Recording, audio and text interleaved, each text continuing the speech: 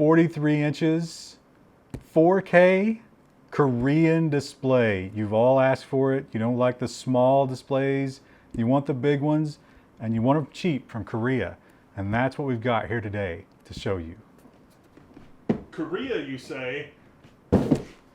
Dell, a normie monitor? What's it doing here?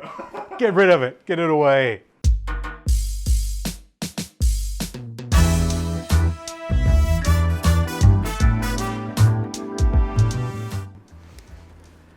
So, unpacking this thing, how do we go about that? I'd say we unbox it right here on the desk. Nothing could go wrong, right?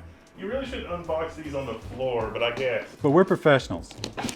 So, you just take out the plastic things and lift. Do we have the ceiling clearance? Oh, we're just barely. And that is why you need to put your studio in a room that has a 12-foot ceiling. Oh, this is some quality packing too. Let me assemble this.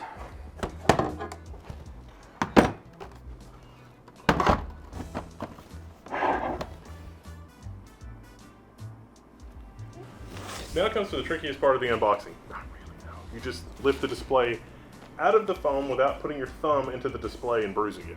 So you lift on the edges, not by squeezing. Now I can't see. Got it? Yep. Perfect.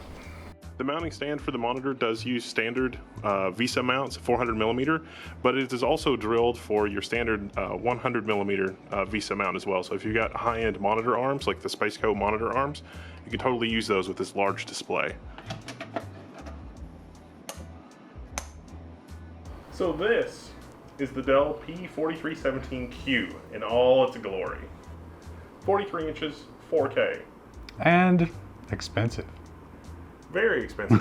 Considerably more expensive than the Korean alternatives, but you get a stateside warranty, Dell Pro support, and also professionally calibrated out of the box. But we're going to test it and see how it actually performs. So if you want to impress people who care about brand names, then this is the way to go, I guess. For inputs, it has two HDMI MHL ports, one display port, and one mini display port. VGA, because hey, it's Dell.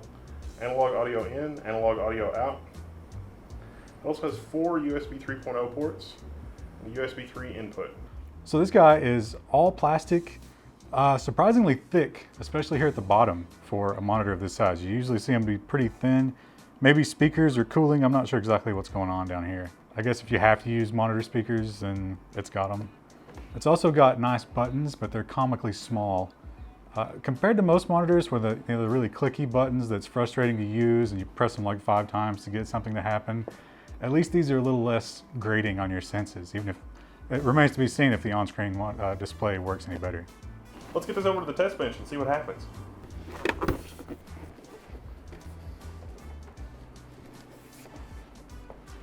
So the Dell 43-inch 4K monitor, what's the verdict? Well, some advantages over the Korean monitors. Immediately, the sound's a little bit better, but are you really gonna have speakers on your monitor? Probably not. Is that really top of the list for better features? Well, top of the list for better features is the on-screen display. Light years better.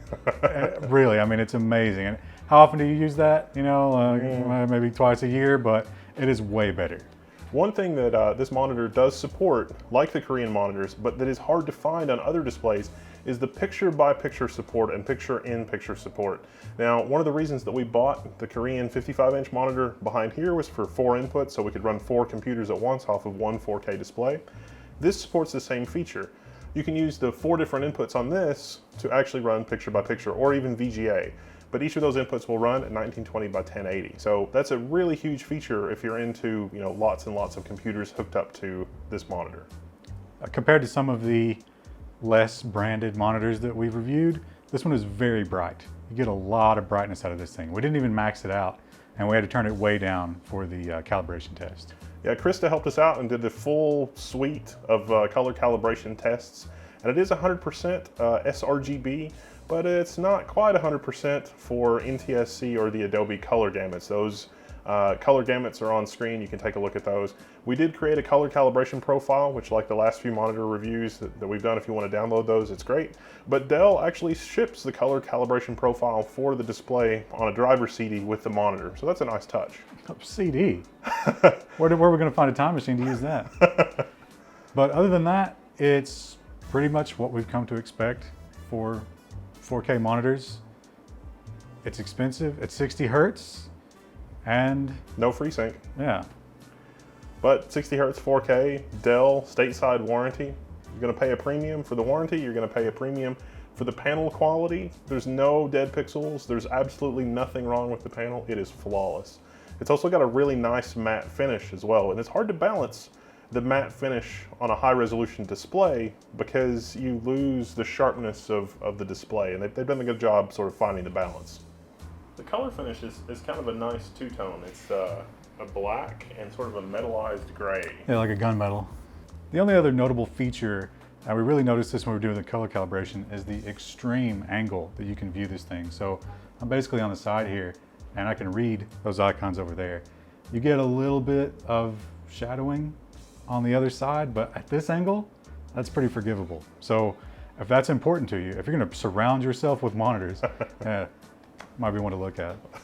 Overall, it's an extremely impressive monitor, even despite the price point. I mean, when you consider other monitors that are available domestically, it's a really good value for what it is. When you consider the world market, it is one of the pricier displays, but you're getting the warranty, you're getting the premium hand-picked A+ panel, you're getting, you know, all of the other features that you've come to know and love from Dell, and it is a solid monitor. It is a solid buy. You got the VESA mounts, you got the USB 3 inputs.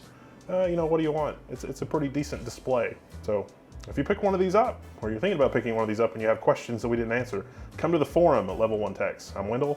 I'm Ryan. And we'll see you there.